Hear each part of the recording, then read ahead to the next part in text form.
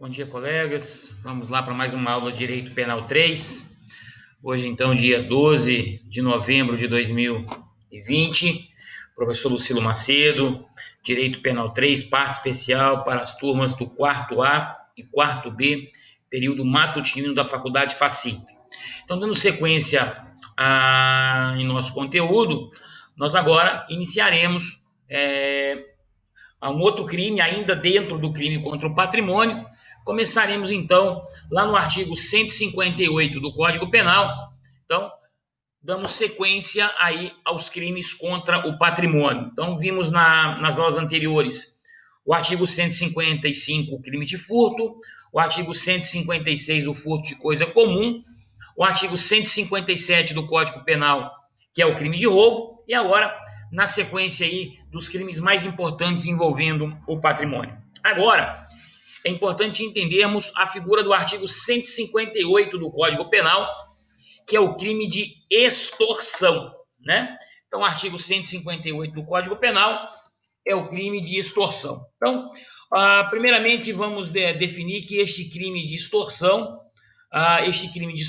ele é um crime formal, ele é classificado como crime formal, e devemos entender que crime formal é aquele que, para a consumação do delito, independe, né, do tipo penal aplicado, ou seja, ele independe que aconteça, a extorsão, né? Ele é crime formal, então a consumação independe do resultado, né? Por isso é crime formal, tá? Então vamos entender a diferença entre a extorsão e os demais delitos. E é importante porque agora nós fazemos a distinção de 3 crimes ao mesmo tempo. Estudaremos a extorsão do 158, estudaremos a extorsão mediante sequestro do artigo 159 e fecharemos com a extorsão indireta do artigo 160 do Código Penal, ok? Então vamos lá primeiro no artigo 158 do Código Penal, onde ele começa da seguinte forma: tipo penal, constranger alguém mediante violência ou grave ameaça e com o intuito de obter para si ou para outrem indevida vantagem econômica, a fazer, tolerar que se faça ou deixar de fazer alguma coisa. Primeiro vamos entender o tipo penal. O tipo penal constranger significa obrigar, fazer à força, né? Então, você vai exercer violência ou grave ameaça contra a terceira pessoa para que ela realize alguma conduta não prevista em lei. É importante observar que para a configuração da extorsão é necessário aqui obrigatoriamente o emprego da violência ou da grave ameaça. E outra, é necessário também que aqui no crime de extorsão exista vantagem econômica, né? Então, por exemplo, vamos lá, você emprega violência ou grave ameaça contra alguém para que você obrigue alguém a vender o imóvel para você, alocar o imóvel para você, né? Desde que você obtenha alguma vantagem econômica. É importante, colegas, deixar bem definido que existe uma diferença pequena, mas essa diferença às vezes cai numa prova, entre o crime de extorsão do artigo 158 do Código Penal e o crime lá do artigo 146 do Código Penal. Lá no artigo 146 do Código Penal, ele fala do delito de constrangimento ilegal, tá? E o que é o delito de constrangimento ilegal? Olha o que diz o 146 do Código Penal. Ele diz assim, ó: também o tipo penal constranger alguém, também mediante violência ou grave ameaça, ou depois de lhe haver reduzido por qualquer outro meio a capacidade de resistência, a não fazer o que a lei permite ou a fazer o que ela não manda. Qual é a diferença entre o 146 e o 158 do Código Penal? A diferença é que lá no 158, que está elencado nos crimes contra o patrimônio, lá eu tenho a obtenção de uma vantagem indevida. Enquanto que no constrangimento ilegal eu não tenho vantagem indevida. Eu posso trazer, por exemplo, Um exemplo de constrangimento ilegal, uma pessoa obrigar a outra, por exemplo, um amor perpétuo, ou seja, você vai me amar e vai exercer violência. Não tem vantagem econômica, né? Então, o amor obrigatório, enfim, né? Você não vai sair hoje porque eu não quero. Nenhuma lei, então, obriga você a não sair. Não tem uma lei que proíba você de sair.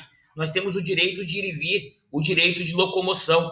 Então, no 146, ele não tem a vantagem indevida econômica, enquanto o 158 do Código Penal, ele obrigatoriamente ele traz essa vantagem econômica.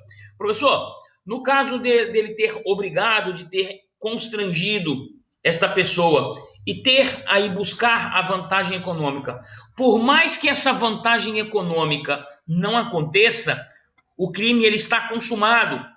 Então, o agente, o sujeito ativo, ele constrangeu, utilizou de violência ou de grave ameaça à pessoa, porém ele não conseguiu auferir, ele não conseguiu a vantagem econômica. O crime está consumado porque trata-se de um crime formal. E o crime formal, ele independe, né, para a sua consumação do resultado. Neste caso, resultado, vantagem devida, tá? Vamos prosseguir ainda em relação ao delito, que ele traz algumas outras situações. No parágrafo 1º, no parágrafo 1º do artigo 158 do Código Penal, ele me traz: se o crime for cometido por duas ou mais pessoas, ou com emprego de arma, a pena será aumentada de 1/3 até a metade. O que é importante observarmos aqui? É importante observarmos que quando ele traz a participação de duas ou mais pessoas, ou, né, com emprego de arma, ele não fala arma de fogo, ele fala arma, e aí eu posso definir como sendo armas próprias ou armas impróprias. Ele traz então uma causa de aumento. Isso não é uma modalidade qualificada ao delito de extorsão, mas uma causa de aumento, porque tem uma fração, isso é aplicável então lá na terceira fase da dosimetria da pena, tá? É importante entendermos também que no delito, como ele tem a violência como um dos requisitos para a consumação do delito, para a configuração do delito, logicamente, o que decorrer desta violência, ou seja, uma lesão corporal, ou mesmo até uma morte, né, a pessoa também responde, no caso, né, por este resultado desta violência. Tá? Agora, o parágrafo 3º do artigo 158 é aquele chamado sequestro relâmpago, aquela chamada saidinha de banco, né? A saidinha de banco, o sequestro relâmpago, né? Então, o que diz o parágrafo 3º? Se o crime é cometido mediante a restrição da liberdade e essa condição é necessária para a obtenção da vantagem econômica, a pena será de reclusão de 6 a 12 anos, além da pena da multa. Se resultar lesão corporal grave ou morte, aplica-se a figura do 159, parágrafo 2º e 3º, que já estudaremos para que vocês possam entender a pena. Ou seja, então, se resultar uma lesão corporal ou mesmo a morte, eu aplico a pena que vai ser de 16 a 24 anos se resultar lesão, né? De 16 a 24 anos se resultar lesão e se resultar morte de 24 a 30 anos. Dado importante para que vocês possam entender, e aqui vem um momento que muitas questões aparecem em provas e exame da OAB. Então imagina uma pessoa que é exercida violência ou grave ameaça contra ela é levada a um banco e ela é obrigada a digitar sua senha e a sacar dinheiro. Veja, o que diz o parágrafo 3º? Se for utilizado, então, esta restrição da liberdade e for como condição para vantagem econômica, ou seja, ele precisa digitar a senha, ele precisa me passar a senha, ele precisa apertar lá a sua digital, inserir a sua digital, para que eu consiga sacar o dinheiro, para que eu consiga ter o dinheiro. Então, isso não é crime de roubo. Então, o crime de roubo eu aponto, então, vou dar um exemplo, eu aponto a arma para você e eu consigo retirar o dinheiro. Eu consigo retirar seus pertences. Para configurar a extorsão do parágrafo 3º, você precisa me informar para que eu consiga obter a vantagem ilícita. Por exemplo, você tem que me passar a senha, você tem que inserir a sua digital para eu conseguir sacar o dinheiro, você precisa ir ao banco para fazer o empréstimo. Então imagina, por exemplo, um camarada está na agência bancária, no caixa eletrônico, para fazer um saque. Um bandido chega então, aponta uma arma por trás e diz para ele: meu amigo, digite sua senha e saque R$1.000. Estou armado, tá aqui a arma, o agente vai, digita a senha, saca R$1.000, entrega para o bandido, entrega para o ladrão. Não estamos diante de um crime de roubo, não estamos diante de um crime de furto, mas estamos diante de uma extorsão. Essa extorsão deve ser reconhecida como extorsão qualificada, a do parágrafo 3º, uma vez que eu precisei digitar e entregar. Se ele apontasse a arma e puxasse o dinheiro da minha carteira ou o dinheiro da minha mão, ou após o meu saque ele exercesse violência ou grave ameaça e tirasse o dinheiro, seria roubo. Agora, como foi condição para ele entregar, para ele conseguir obter a vantagem devida, estamos diante do crime de extorsão. É uma questão muito batida em prova, essa questão cai muito em provas de concurso, né? Então você não pode confundir com o roubo, mas reconhecer aqui a extorsão. Tudo bem? Tranquilos?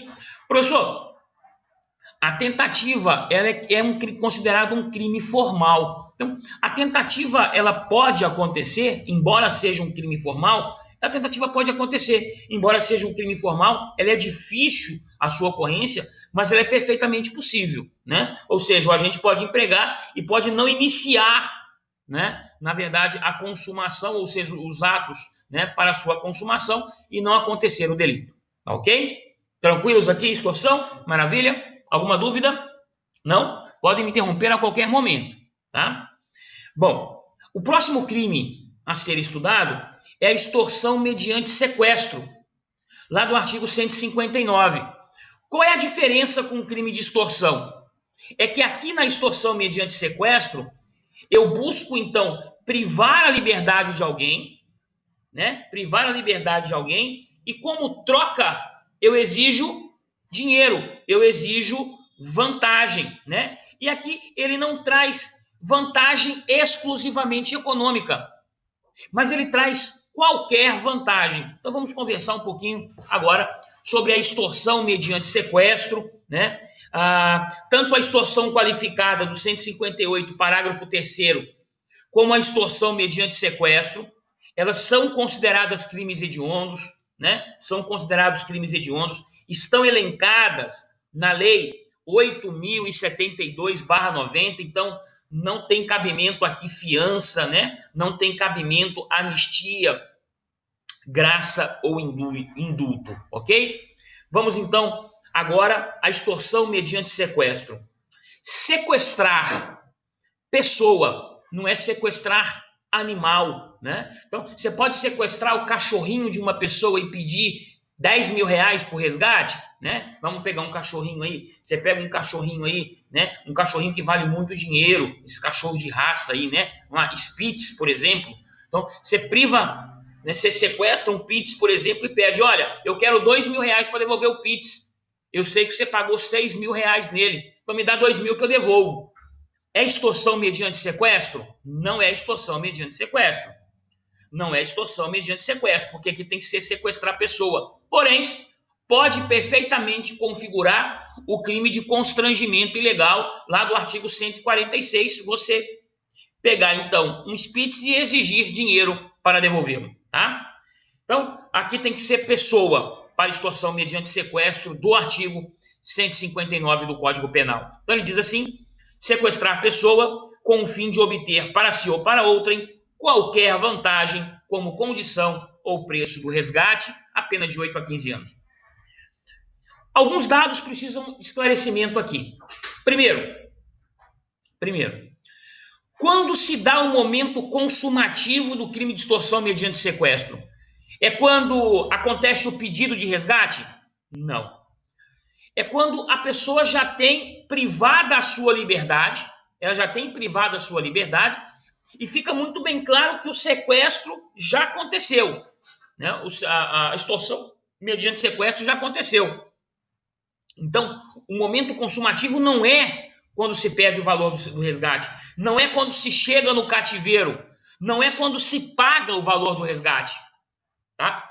Isso é importante que vocês entendam.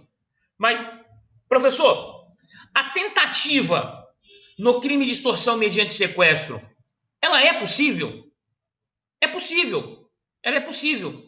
É importante que vocês entendam que a tentativa no crime de extorsão mediante sequestro, ela somente terá cabimento no momento que estiver acontecendo a privação da liberdade.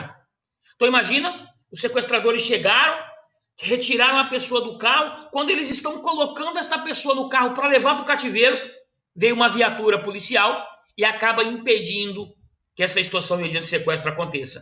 Crime consumado? Não. Neste caso, teremos um crime tentado e a tentativa só pode acontecer neste delito no momento que ocorrer a privação da liberdade. Tá? Não é que não acontece tentativa se eu pedir a vantagem e a pessoa não pagou. Longe disso. A tentativa acontece no momento da privação. O pagamento pelo preço do resgate, segundo a doutrina, é um mero exaurimento do tipo penal. É um crime exaurido, tá? Tudo bem? Tranquilos? Maravilha, então. Outra coisa importante da extorsão mediante sequestro, eu volto um pouquinho na parte geral do Código Penal, e se vocês não entenderem alguma coisa, por favor, da parte geral, pode me perguntar. A gente busca esse esclarecimento.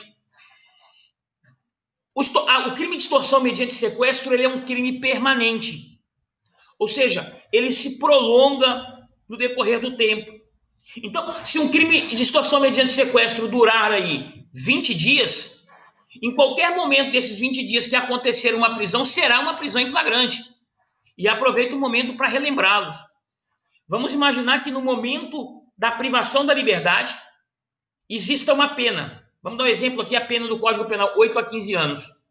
O crime está acontecendo, 10 dias depois a pena aumenta-se para 10 a 20, e no dia seguinte acontece a prisão.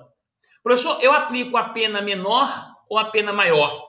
Segundo súmula do Supremo Tribunal Federal, como é um crime permanente e ele ainda está acontecendo, neste caso é uma exceção, eu vou aplicar a pena maior, tá? Vou aplicar a pena maior, é uma exceção, a súmula 711, né? Súmula 711 do Supremo Tribunal Federal aplica a pena maior, neste caso, porque ele é considerado um crime hediondo, tá?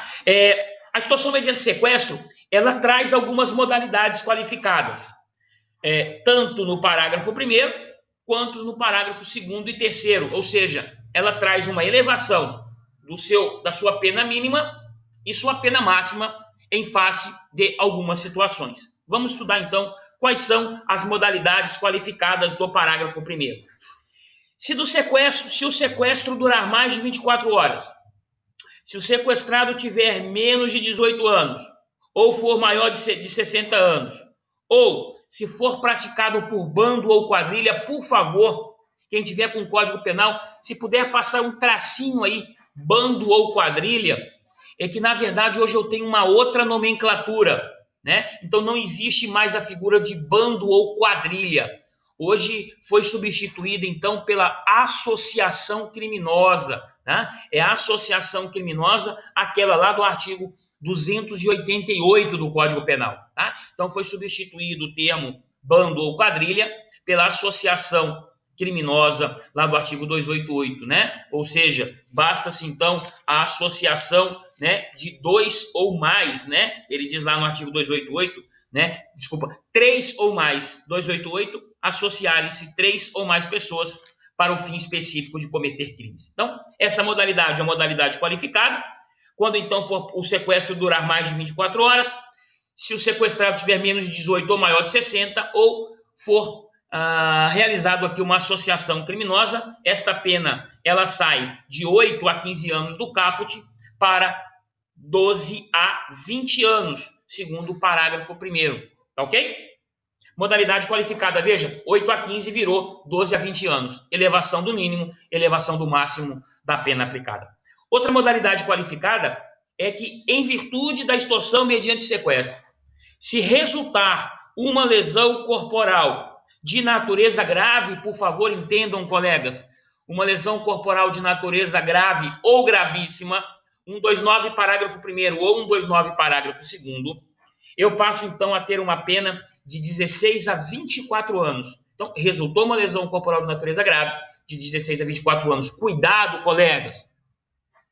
Se resultar uma lesão corporal grave, você não vai responsabilizá-lo pela extorsão mediante sequestro e pelo crime de lesão corporal em concurso material ou formal que seja. Não. Aqui eu já tenho no delito uma modalidade qualificada, então você vai aplicar esta pena aqui. Isto é um crime pré-ter doloso.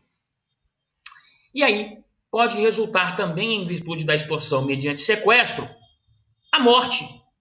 O sequestrado pode, então, morrer, né? O sequestrador pode matá-lo. E aí nós temos, então, a maior pena do Código Penal. A maior pena do Código Penal, que é a extorsão mediante sequestro, em que acontece a morte do sequestrado. Diz lá o 159, em seu parágrafo 3º, que se resultar a morte, a pena será de reclusão de 24 a 30 anos. Então, estou mostrando para vocês agora o crime que tem a maior pena do Código Penal. A maior pena do Código Penal, de 24 a 30 anos. Também será o primeiro crime que vocês estudarão no Código Penal, em que acontece uma delação premiada. Ou seja, acontece uma delação, ou seja, e quem delatar essa organização, quem delatar os demais sequestradores, ele receberá um prêmio. Na verdade, este prêmio é uma diminuição de sua pena. Então, é uma modalidade de delação premiada, ele recebe este prêmio. Olha o que diz o parágrafo 4º. Se o crime é cometido em concurso, no caso, concurso de agentes, né? Obedecendo aquele requisito lá do artigo 29 do Código Penal, todo aquele que contribui para que evento criminoso ocorra deverá ser responsabilizado de acordo com a sua culpabilidade. Então, se o crime é cometido em concurso, o concorrente que o denunciar à autoridade, facilitando a sua libertação, ou seja, a libertação do sequestrado, terá sua pena reduzida de 1 a 2/3. Quanto maior a contribuição para você conseguir desmantelar aquela organização, ou seja, aquele sequestro, aí o magistrado utilizar da diminuição. Então, se for muito grande a contribuição, ele pode chegar até 2/3 de diminuição de pena. Tá? Então, é a chamada delação premiada, ele recebe aí um prêmio, né? Ele, obviamente, ele era um dos sequestradores, mas ele se arrependeu e resolveu contar como foi o sequestro, de que forma aconteceu o sequestro, né? Justamente com a finalidade de contribuir para o fim, para o desmantelamento, né, dessa organização. Então, ele recebe, na verdade, um prêmio, e este prêmio, então, é uma diminuição de pena de 1/3 a 2/3. Tá ok, colegas? Essa é a extorsão mediante sequestro, né? Vejam como é totalmente diferente do crime de extorsão lá do artigo 158 do Código Penal. Tranquilos? Alguma dúvida até aqui? Me interrompam a qualquer momento, sem cerimônia. Não? Tá bom. Vamos mais uma espécie de extorsão. É a extorsão indireta, né? É a extorsão indireta do artigo 160 do Código Penal. A extorsão indireta, ela tem alguns requisitos, né, para que você possa configurar a extorsão indireta, né? Primeiro que é um crime que traz 2 tipos penais alternativos, ou um ou outro, né? Então vamos a ele, artigo 160 do Código Penal. Exigir ou receber. Então, eu tenho 2 tipos. Exigir, né? É uma exigência, tem uma modalidade de coação, exigir, ou receber, como garantia de dívida. Então, aqui, na extorsão indireta, eu tenho uma relação, né, uma relação entre o sujeito ativo e o sujeito passivo, ou seja, aquele que pratica a extorsão indireta e aquele que sofre a extorsão indireta, uma dívida existente entre eles. Então, eu tenho uma dívida existente entre eles. Abusando da situação de alguém, documento que pode dar causa a procedimento criminal contra a vítima ou contra terceiro, reclusão de 1 a 3 anos. Vamos lá. Olha os requisitos do delito. Primeiro, tem que ser uma exigência ou um recebimento, tem que ter uma garantia de dívida, tem que ter um documento que possa ensejar um procedimento criminal. Vamos dar um exemplo? Existe uma dívida de A em relação a B. E B não paga A. Ou seja, estamos aí com um débito. B tem um débito em relação a A.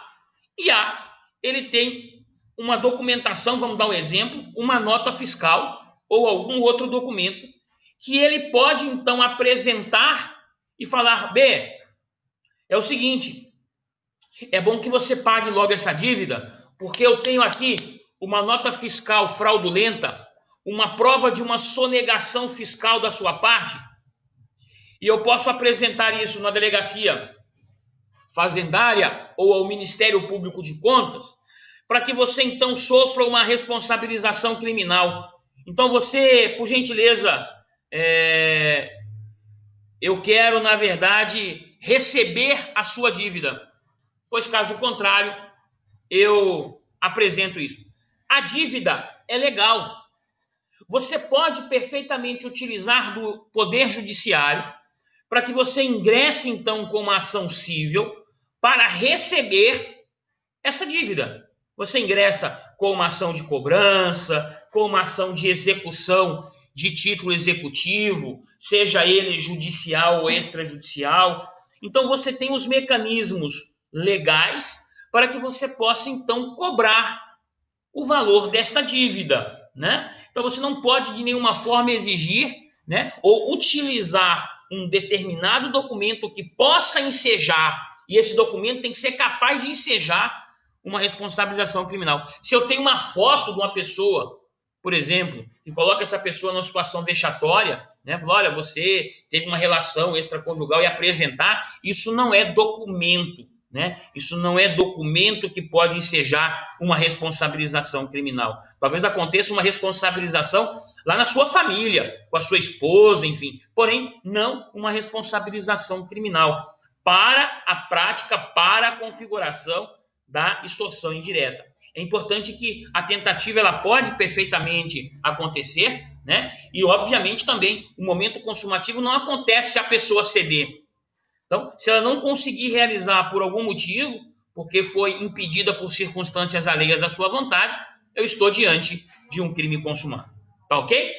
Tranquilos, colega aí? Colegas da extorsão mediante sequestro e da extorsão indireta, bem como lá do artigo 146 do Código Penal, onde eu defini, onde eu apresentei a distinção com o crime de extorsão. Tranquilos? Mesmo? Então tá bom. Então agora vamos para um outro delito. Agora estudaremos o crime de apropriação indébita. Iremos estudar agora 2 crimes na sequência para que o nosso raciocínio possa acompanhar e essa distinção ficar bem clara para vocês. Estudaremos agora a apropriação indébita e o estelionato. Eu não posso perder essa linha de raciocínio. Então, vamos então estudar agora a apropriação indébita lá do artigo 168 do Código Penal. Por favor, me acompanhem, peguem aí o Código Penal de vocês, me acompanhem no artigo 168 do Código Penal. Diz lá a apropriação indébita: apropriar-se de coisa alheia móvel, de que tenha a posse ou a detenção. Pena de reclusão de 1 a 4 anos e multa é a mesma pena do crime de furto, né? Vamos entender, colegas, a apropriação indébita. Vou dar um exemplo para vocês. Vamos dar o seguinte exemplo. Vamos imaginar o seguinte: este mouse que eu estou apresentando a vocês, ele é da faculdade FACIP, ó. Ele é da faculdade FACIP, tudo bem? A faculdade FACIP comprou este mouse e me cedeu para que eu possa utilizar para dar as aulas aqui para vocês, tudo bem? Então, concordam comigo que eu tenho a posse deste mouse, ele não é meu, não foi eu que comprei, mas eu estou utilizando, eu tenho a posse ou a detenção deste mouse, concordam comigo? Vamos imaginar que hoje, na hora do almoço, eu resolvo então vender este mouse. Resolvo vender o mouse. Vendo o mouse para poder comprar o almoço aqui para casa. Veja, embora eu tenha a posse da coisa, aconteceu uma inversão da propriedade. Eu agi como se fosse dono deste mouse e eu não sou o dono deste mouse. Então, ao vender o mouse, ao trocar o mouse, a falar que vou ficar com o mouse, eu não vou devolver mais o mouse, eu quero que o mouse fique para o meu uso perpetuamente. Eu pratico o crime de apropriação indébita. Então, é importante que vocês entendam isso. O dolo na apropriação indébita, o dolo, a vontade, surge depois que eu já tenho a coisa. Então, vamos dar um exemplo do mouse. Depois que eu já tenho a coisa, eu resolvo ficar com ela. Isso é apropriação indébita. Olha a diferença, eu preciso esclarecer desde já com vocês. No estelionato, eu vou ler só o caput com vocês, não se preocupem. Dá uma olhadinha comigo no estelionato, por favor. É o artigo 171 do Código Penal. No estelionato, ele diz assim: obter para si ou para outrem vantagem ilícita em prejuízo alheio, induzindo ou mantendo alguém em erro, mediante artifício ardil ou qualquer outro meio fraudulento. Qual é a diferença da apropriação indébita para o estelionato? É que no estelionato, o dolo, ele surge antes da obtenção da coisa. Vamos imaginar o seguinte: este mouse é da faculdade e eu resolvo então pedir este mouse emprestado para a faculdade para dar aula hoje para vocês. Só que quando eu peço este mouse, eu já tenho a pretensão de ficar com ele e não devolver. Então, quando eu peço este mouse emprestado, eu já sei que não irei devolver o mouse. Claro que esta prova é muito difícil acontecer. Então, mas uma questão de prova é muito importante que você tenha essa definição. A questão vai informar para você. Então, se o dolo foi antes da obtenção e você consegue ficar com a coisa, é estelionato. Porém, se quando você já está com a coisa, após usar a coisa, você resolve agir como se fosse dono, ou seja, o dolo surge depois, eu tenho o crime de apropriação indébita do artigo 168 e não 171, tá? Essa distinção ela é muito importante neste começo, só para ficar bem claro a nossa aula, tá bom? Vamos voltar lá no 168 para dar sequência à apropriação indébita. Claro, a apropriação indébita, beleza? Jóia. Vamos mais um pouquinho. O parágrafo 1º do artigo 168, ele diz assim: a pena será aumentada, inciso 1, depósito necessário nós não temos mais a sua aplicabilidade, né? Não temos mais essa aplicabilidade, então a pena será aumentada em 1/3. Inciso 2, se for na qualidade de tutor, curador, de inventariante, testamenteiro. Então, se você for testamenteiro, se você for inventariante, né, e praticar o crime de apropriação indébita, você recebe uma causa de aumento de pena. E o inciso 3, você também recebe uma causa de aumento de pena de 1/3 se praticar o crime de apropriação indébita em razão do seu ofício, em razão do seu emprego ou da sua profissão. Então, no meu caso, como o mouse era da faculdade em que eu trabalho e envolve uma relação de trabalho, envolve então, né, a minha profissão, eu recebo uma causa de aumento de pena.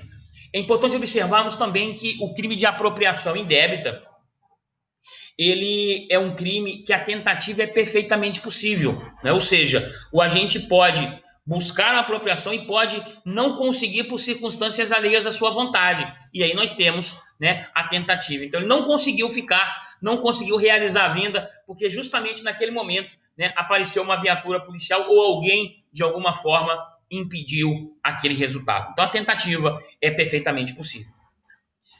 A figura do artigo 168-A também fala de apropriação indébita. Só que ele vai falar de apropriação indébita previdenciária. Talvez os colegas não tenham ainda tido esse acesso, essa aula, mas existe uma contribuição previdenciária, um repasse para a Previdência Social que tem que acontecer num determinado período do mês. Então vamos dar um exemplo, eu tenho uma empresa, então eu desconto do meu empregado a Previdência Social, porém eu não repasso para a Previdência. Isto é apropriação indébita. É ficar com uma contribuição com algo que eu não sou dono. Então ele diz assim no 168A caput, acompanhem comigo. Deixar de repassar à Previdência Social as contribuições recolhidas dos contribuintes no prazo legal. Ou seja, descontei do meu empregado e não passei para a Previdência Social. Crime, apropriação previdenciária de 2 a 5 anos. Só que o artigo 68A ele foi bonzinho. Porque senão, colega, você imagina quantas pessoas estariam responsabilizadas aqui. Quantos empregadores. Acontece que, olha o que diz o parágrafo 2º do 68A. Ele traz uma causa aqui, né? Ele traz uma causa de extinção da punibilidade. Ele foi duro com a pena de 2 a 5, mas depois ele é bonzinho. Ele traz uma possibilidade de extinção da punibilidade. Olha o que ele fala no parágrafo 2º. É extinta a punibilidade se o agente espontaneamente declara, confessa e efetua o pagamento. Olha como é que é bonzinho, né? Então, se ele confessar e efetuar o pagamento das contribuições, importâncias e valores e presta as informações à Previdência Social na forma definida em lei ou regulamentar antes do início da ação fiscal. Ou seja, antes que aconteça a propositura da ação fiscal para o recebimento dos valores devidos à Previdência Social. Quem faz isso? A Fazenda Pública Nacional, FPN. Então, a Fazenda Pública Nacional vai buscar, então, os valores que foram descontados do funcionário e não foram repassados à Previdência. Né? Isso é uma apropriação indébita. Então, para ele conseguir receber isso na vara fazendária, é necessário, então, que ele ingresse com uma ação, chama ação de execução fiscal. É uma petição inicial. Vai virar uma ação de execução fiscal. Tá? Veja mais ainda como ele foi bonzinho aqui. No parágrafo 3º, ele traz uma possibilidade para que, inclusive, o magistrado possa não aplicar a pena ou aplicar para o agente somente a pena de multa. Olha o que diz o parágrafo 3º. É facultado ao juiz deixar de aplicar a pena ou aplicar somente a pena de multa se o agente for primário de bons antecedentes, desde que, e aí você vai reconhecer alternativamente, ou seja, uma não aplicação de pena ou somente a de multa. Se ele tenha promovido após o início da execução fiscal e antes de oferecida a denúncia, o pagamento de contribuição social previdenciária. Então tem que ser antes do início da execução fiscal pela Fazenda e antes de oferecida a denúncia. Quem oferece a denúncia é o Ministério Público. Os dois requisitos são cumulativos.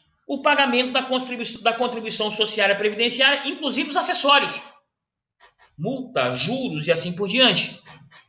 E o inciso 2, ou o inciso 2, quando o valor das contribuições devidas, inclusive os acessórios, seja igual ou inferior àquele estabelecido pela Previdência Social, administrativamente, como sendo o mínimo para o ajuizamento das ações de execuções fiscais. Existe um patamar mínimo, um valor mínimo, para que possa, então, a Fazenda ingressar com uma ação de execução fiscal.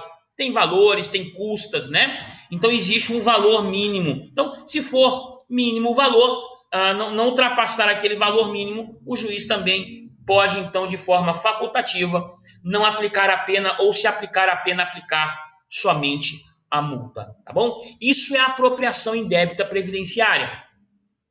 Porém, colegas, ainda falando de apropriação, existe a figura do artigo 169 do Código Penal. É a figura da apropriação de coisa havida por erro, caso fortuito ou força da natureza. Né?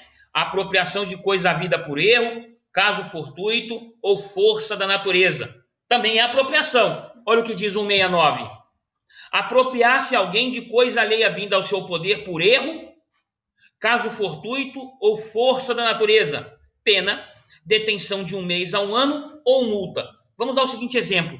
Você vai tirar um extrato hoje, lá no seu banco, e de repente você, ao tirar o extrato, ao imprimir o seu extrato, demonstra que você tem ali, foi depositado para você 1.200.000 reais na sua conta e você não esperava esse dinheiro, não sabia nem de onde veio. O que você fala? Falou, bom, 1.200.000 reais na minha conta, o dinheiro é meu, então eu posso utilizar da forma como eu quiser. Negativo.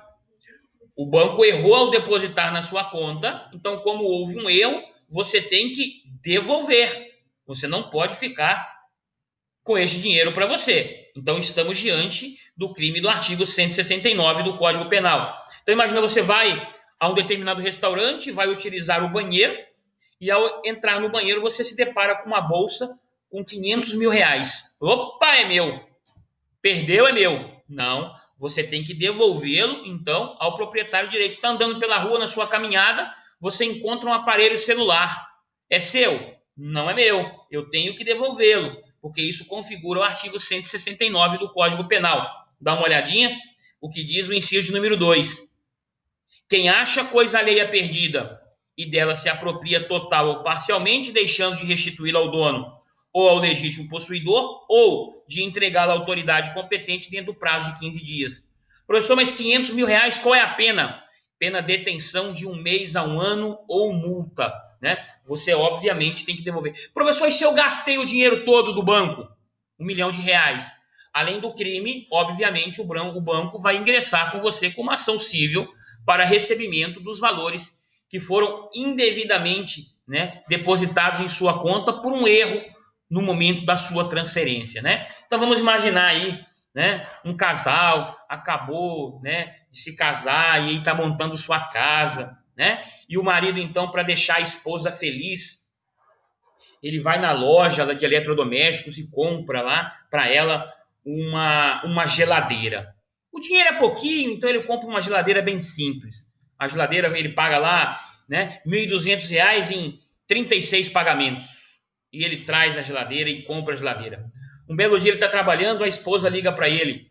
Oh, meu bem, que alegria, muito obrigado pela geladeira. Agora, como é que você fez? Comprou uma geladeira tão cara dessa, né? Uma geladeira com 4 portas, né? A geladeira vem embutido nela um micro-ondas, vem telefone celular, vem até um notebook na porta, né? Uma geladeira que abre, né, com mensagem de voz, né? Abre, ela abre, né? Aí ele falou assim, mas espera aí, mas eu não comprei essa geladeira, eu comprei uma geladeira simples, o que aconteceu? Para não deixar a esposa triste, ele vai até a loja. E na loja, ele procura o vendedor e fala, meu, você me vendeu essa geladeira aqui, você me entregou uma outra que vale 20 vezes mais. A geladeira até conversa com a minha esposa. Ela abre a porta pela voz. Né? Tem micro-ondas embutido nela, tem até notebook na porta. Como que pode isso, meu amigo? Meu amigo, houve um erro da loja. Ao digitar o código, eu coloquei um número a mais e eu acabei enviando a geladeira para você de forma equivocada. Mas, faz o seguinte, pode ficar com essa geladeira, porque se eu comunicar à empresa do meu erro, eu vou ser mandado embora. Vai acontecer a minha demissão. Veja, se eu ficar com a geladeira, eu estou cometendo o artigo 169 do Código Penal. Ou seja, esta geladeira, ela veio através de um erro. Então vamos imaginar também, ele traz a possibilidade de caso fortuito ou de força da natureza. Então imagina, você está na sua casa, acontece uma ventania, e nessa ventania, por exemplo, imagina, vai a ventania, cai um telefone dentro do seu quintal, ou cai uma antena parabólica no seu quintal. Opa! Essa antena é minha. Não, essa antena é sua. né, força da natureza, ela tem um proprietário que não é você, você responderia pelo artigo 169 do Código Penal, onde a tentativa ela é perfeitamente possível.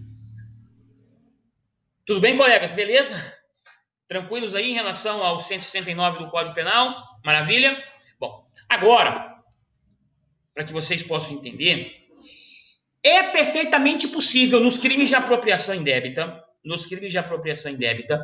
o reconhecimento do, do mesmo benefício lá do 155, parágrafo 2º do Código Penal, onde é o chamado furto mínimo ou privilegiado.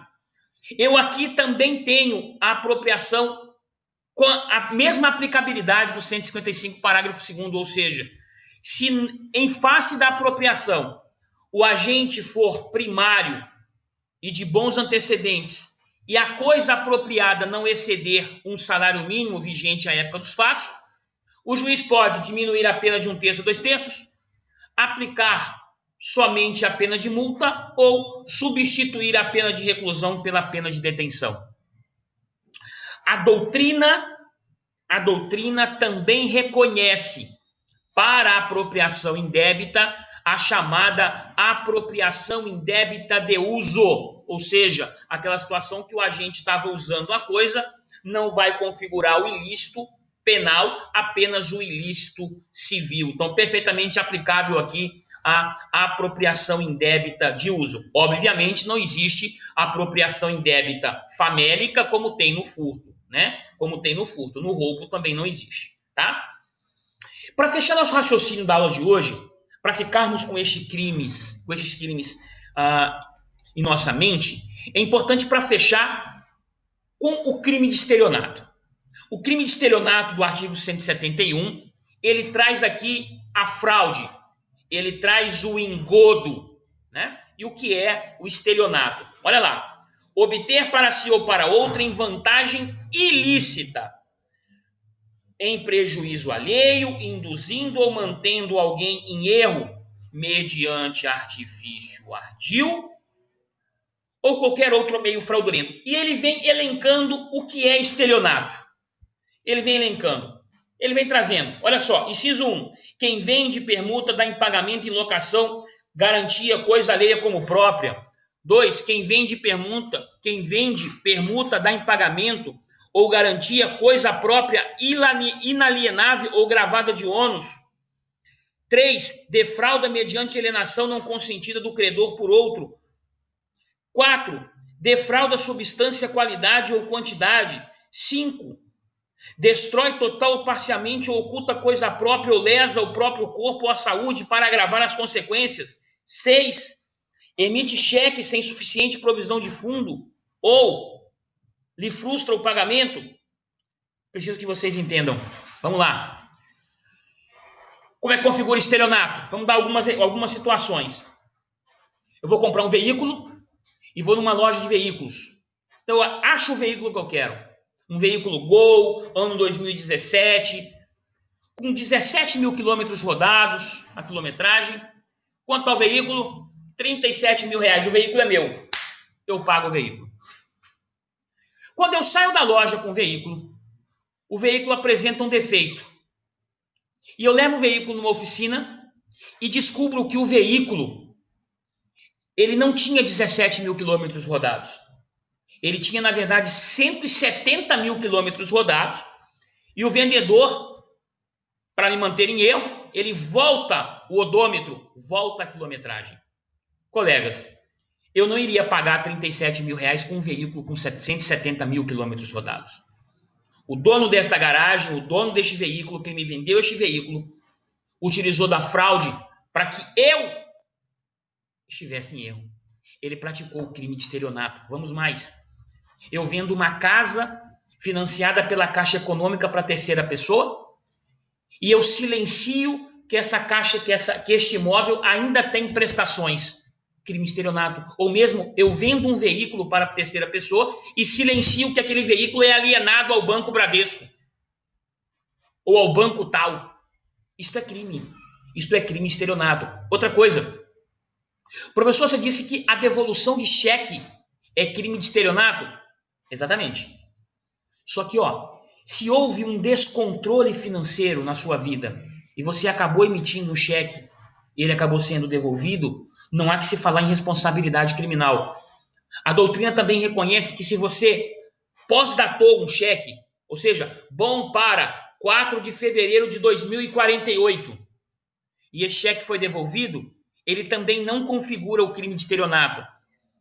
Também não configuraria o crime de estelionato se você, por exemplo, sustou o cheque. Né? Algumas pessoas brincam, eu assustei o cheque, né? Então você imagina a pessoa fazendo careta com o cheque e o cheque correndo. Não, é sustar, não é assustar, não, você não assusta ninguém. Você assusta se falar de forma equivocada, né? Então é sustou, não é assustou, né? Então, se você sustou para causar prejuízo para aquela pessoa, você pratica o crime de estelionato.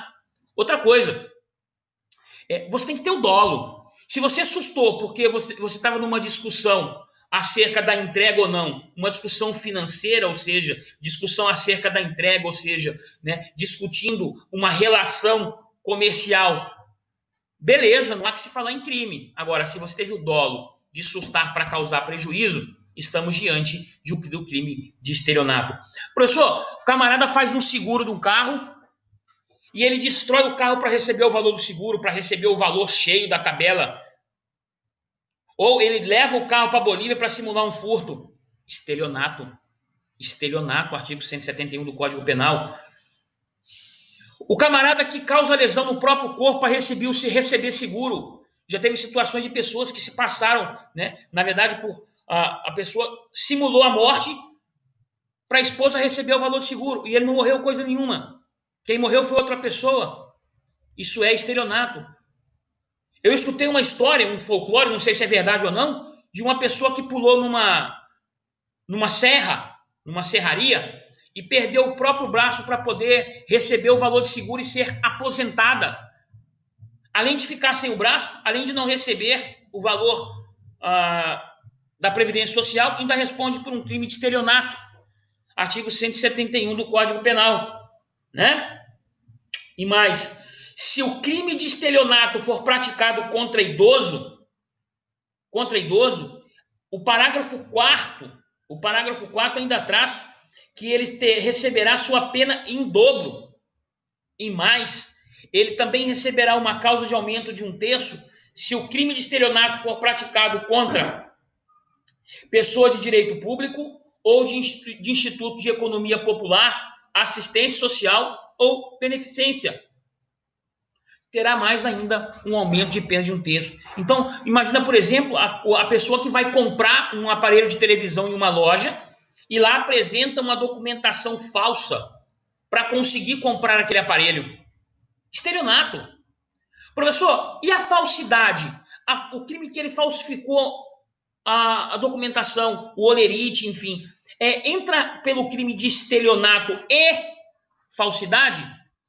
Quando a falsidade for meio para que eu consiga realizar o estelionato, por ele será absorvido. Posicionamento tranquilo dos tribunais superiores. Outra coisa. Então imagina, eu dou um cheque, celebro um negócio em Chapada. Então eu moro em Cuiabá, celebro um negócio em Chapada. Meu banco é de Cuiabá, eu pago em Chapada e o cheque é depositado em Santa Catarina, em Florianópolis. E lá é devolvido. Qual juízo vai se responsabilizar? Qual será o juízo competente para o processamento e julgamento do feito? Cuiabá. A sede do banco, ou seja, em poder do sacado. Ou seja, aqui em Cuiabá, a súmula tranquila, tanto do STJ quanto do STF, em que o juízo competente para o processamento e julgamento do feito será a comarca de Cuiabá. Eu vou compilar todas essas informações que eu passei para vocês nessa aula de hoje e vou montar um material para estar enviando para vocês no portal, lá no SAF, para que ele fique, então, como contribuição, como um apoio para a aula de vocês, como realmente um apoio. E tudo isso que eu falei para vocês hoje eu vou compilar e levar para você através de um material, de uma apostila bem bacana, de um material bem legal, para que vocês possam entender. Qualquer dúvida, eu estou à disposição. Tudo bem? Colegas, antes de encerrar, obviamente, alguma dúvida que vocês gostariam de esclarecer, estou à disposição de vocês. Não?